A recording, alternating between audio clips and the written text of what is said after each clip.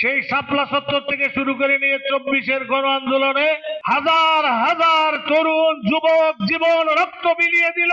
এখন আবার সেই মজা খাওয়ার জন্য গুটি কয়েক লোক তাদের সব কিছু রেডি করতেছে, মজা সব আমরা খাবো। সম্মিলিত ওলামা মাশায়েখ পরিষদ কর্তৃক আয়োজিত আজকের এই গুরুত্বপূর্ণ সভার সম্মানিত সভাপতি, মঞ্চে ভূমিষ্ঠ দেশের প্রখ্যাত ওলামায়ে কেরাম, আমার সামনে ভূমিষ্ঠ ওলামায়ে কেরাম, মিডিয়ার ভাইয়েরা, 47 সনে দেশ স্বাধীন হলো। অল্প কিছু লোক দেশের মজা মাইরা খাইল, বৈষম্যের চরম পরাকাষ্ঠা প্রদর্শন করলো। 71-এ আবার একটি রক্তক্ষয়ী যুদ্ধের বিনিময়ে, এক সাগর রক্তের বিনিময়ে আমরা স্বাধীন বাংলাদেশ পাইলাম।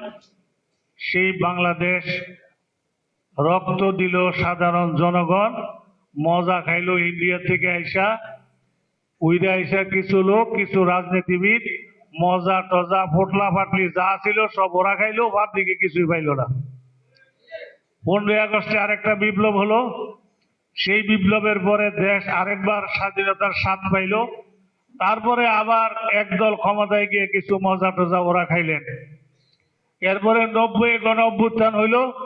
90-এর গণ অভ্যুত্থানে রক্ত দিলেন, জীবন দিলেন, আন্দোলন করলেন, সংগ্রাম করলো সাধারণ জনগণ, আর মজা খাইল দেশের কিছু লোক। এরপরে সর্বশেষ সেই শাপলা চত্বর থেকে শুরু করে নিয়ে 24-এর গণ আন্দোলনে হাজার হাজার তরুণ যুবক জীবন রক্ত বিলিয়ে দিল। এখন আবার সেই মজা খাওয়ার জন্য গুটি কয়েক লোক তাদের সব কিছু রেডি করতেছে, মজা সব আমরা খাবো। সব মজা জনগণকে খাওয়ানোর জন্য জুলাই সনদ করা হয়েছে, গণভোটের আয়োজন করা হয়েছে। যদি জয়যুক্ত হয়, জনগণ সব মজাদার মজা খাবে, রাজনীতিবিদ কথিত সেই চোর বাটপারেরা খাইতে পারবে না। সেজন্য গণভোটের বিরুদ্ধে কথা বলে, হায়ের বিরুদ্ধে কথা বলে, জয়যুক্ত না হলে জুলাই যোদ্ধাদের নিরাপত্তা কে দেবে? প্রেস ক্লাবের সেক্রেটারি মহোদয় গতকালকে তার বক্তৃতা শুনে আমার প্রাণ ভরে গেছে। উনি বলছেন যে এই জুলাই যুদ্ধ যদি না হইতো আজকে আমি এই কথা বলতে পারতাম না।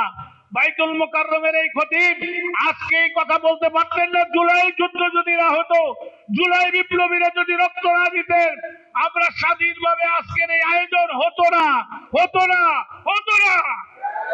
যাদের বিনিময়ে, যাদের রক্তের বিনিময়ে আমরা এই স্বাধীনতা পেলাম, এই সুযোগ পেলাম, ভোট দেওয়ার জন্মের পর অনেকে এখানে আছেন, ভোট দেওয়ার সুযোগ পাচ্ছেন, এই সুযোগ পাইলেন। তারা যদি জুলাই যোদ্ধাদের নিরাপত্তা নিশ্চিত না করেন, আল্লাহর কাছে দায়ী থাকতে হবে।